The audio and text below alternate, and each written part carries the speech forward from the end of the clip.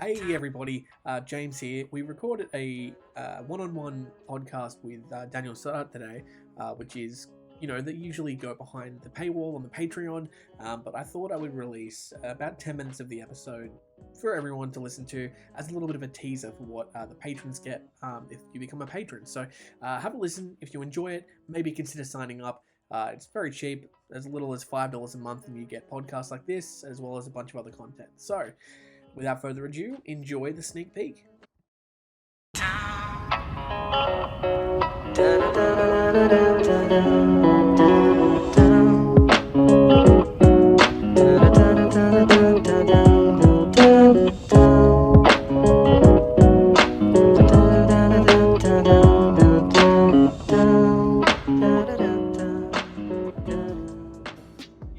Yeah, but in order to get that funding in the first place, those companies would have been at some point independent theatre companies. Yeah, they'd have to be.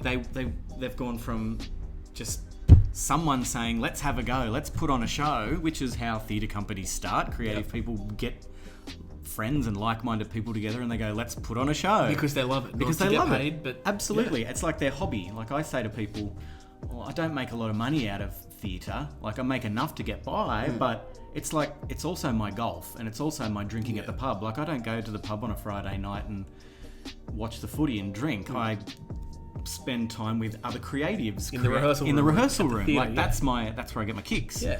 So, but at some point it progresses from that. If your product is really good and people respond to it and people want to purchase that and spend their hard-earned money on a theatre ticket, it then morphs into a different kind of model whereby the business side of show business becomes equally just as important as the show side of show business. Yeah.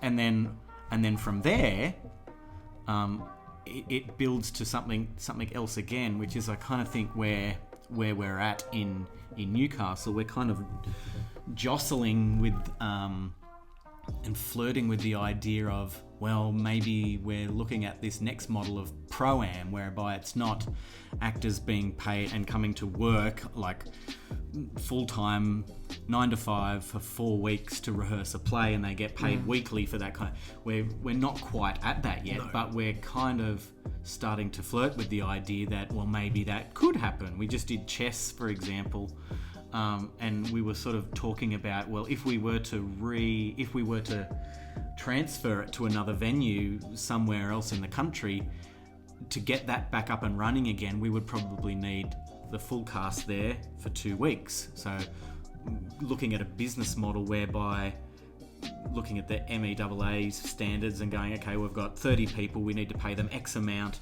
for 2 weeks to rehearse and then 1 week of performances. Like, what does that model look like? And how, from a producing point of view, how can you work all of your costs around that next model up? Yeah, that's kind of where I think that's where we're at. Yeah. Well, it leads in really well to my next question, which is like, what's something, because like, I'm sure you agree, you would consider yourself an industry leader, at least in this city. I would say you're probably an industry leader nationally. Well, but yeah, for the sake of calming your ego, let's just stick to Newcastle. Yeah. And I get really uncomfortable when people say that. Like, it's not, I don't get offended. Like, it is lovely to be thought of in that way, but there's still a massive part of me that I am so uncomfortable with people saying that. Like, even at work when you go, oh, hey boss, it's like, yeah, I know. That's cute, but I want you to know I do that to literally everyone. I know. Just because you're my actual boss doesn't have anything to do with it. It's a Patrick Campbell thing. Yeah. He's your boss too? No, he just calls me boss and I call him boss and then I call everyone boss. So I called my girlfriend boss the other day. How did that go? Not well, honestly, but the relationship is just not going well anyway. So it's, well, this is the relationship advice part of the podcast. She's nice. She's lovely. Hayley's it's not going very well with Hayley either. No. Yeah, we'll probably divorce soon. Yeah. I'm sure she'll be really happy that this is recorded and put up behind a paywall. You can tell that I'm that uncomfortable. We have to change the subject. Well, I'll rephrase it, I guess. Oh, okay. You're a working person, industry person in Newcastle. Just a dude. You're just a dude, but you're a dude with know-how and opinions. And I guess my question is, what is something you would like to see happen in Newcastle within the next 5 years, whether that be what you were talking about, like your business models popping up, professional theatre company. Like Shane Branston last month said his was to see a fully professional theatre company in Newcastle. But what would you like to see? Well, I would like to also see that. I agree with Shane, and I think that we certainly are positioned now. There's enough great people coming through whereby we could have a professional theatre company, but I don't know whether that's in 5 years, maybe 10. 5 years just in this industry goes like so that. Quick. You assemble a season of shows, and by the time you're not even halfway through executing it, you're thinking of the next season and the next season. Like, Knock and Run's 7 years old at the end of next year, which is so bad because it means nearly a decade old. Yeah, but it's like it's that thing of we haven't had a chance to sort of sit down and think about how to grow as a business. You don't, because we just are putting out content, which is what we got in to do in the first place. So it's not even a gripe about that. It's just there's no time without like that extra support and extra personnel to do that for you.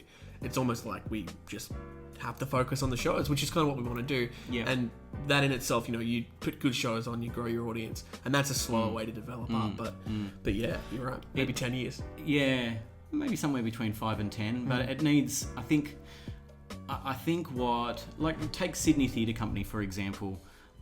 They have their resident directors and their resident creatives that are employed full time, and their go-to playwrights that throughout their various programs that they run, they have their pool of talent, but they also pull in other products. So for example, Shake and Stir Theatre Company's production of Fantastic Mr. Fox is in Sydney Theatre Company's 2021 season this year. I think it goes up in September. They've also there's another company called Squabble-Logic which they've incorporated. So the partnering with other industry leaders is also good, and seeing what we can do to support each other, because Squabble-Logic is, although they're a force to be reckoned with in their own right, having the full might of STC's machine behind them pushing their product is going to elevate their season. Yeah. But it's also adding in a whole other dynamic and a whole new audience to the STC base as well. So there might be opportunities whereby where we can do that in Newcastle, where there's a conglomerate company. I'm talking in like really, Kerry Packer terms right now, but it's whereby there's a unifying body that supports the business side of companies.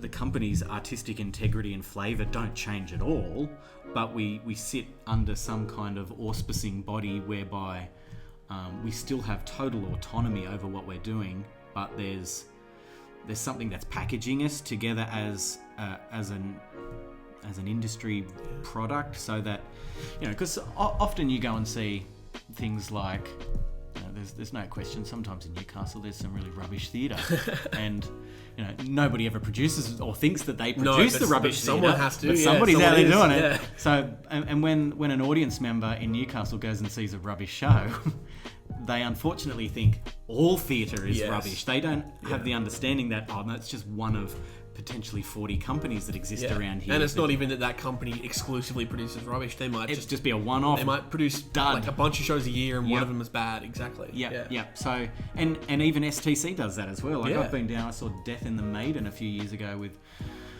well, maybe I shouldn't say it was really good. That was an example of a really great show. Yeah. But it was rubbish. It was awful. Yeah. But no one thinks, Sydney Theatre Company sucks just for one show. That's right. Exactly. So or Sydney theatre in general. That's right. Yeah. But having that branding of stuff, so that when we're not sort of shooting ourselves in the foot by one show being dreadful, everybody thinking that all shows are going to be dreadful. So I don't know. I don't know that I have like a real, this has to happen in 5 years for me, but I've kind of... Oh, that's a really cool, like I never even thought about that as an option. I thought, one of the theatre companies that already exists just goes pro and pay all their actors. That to me seems like, realistic. But then the idea of, like you said, an auspicing organisation that collates shows from all these great theatre companies Yep. and packages them into a season and helps promote them. Pulls the resources as well. It's almost like a civic subscription sort of deal, Exactly. but it's not part of council. It's part of a private organisation. Yeah. Which then in turn could say, look at this massive body of work we're creating, and then that's a pretty big machine to then go to funding bodies like Create New South Wales or the Arts or Australia Council and saying, look at this repertoire of stuff we're doing each year, and then the funding comes down on the basis of that, and then just gets auspiced down to the various projects. I don't know. Jesus, someone who's listening to this do that. That sounds so good. I hope you enjoyed that little sneak peek, guys. If you want to hear the rest of the episode, feel free to check out our Patreon, become a patron, and you can hear the rest of my conversation with Daniel Stoddart. Have a great day, everybody, and have a great Easter holidays if that's your thing. See ya. Da da da da da da da.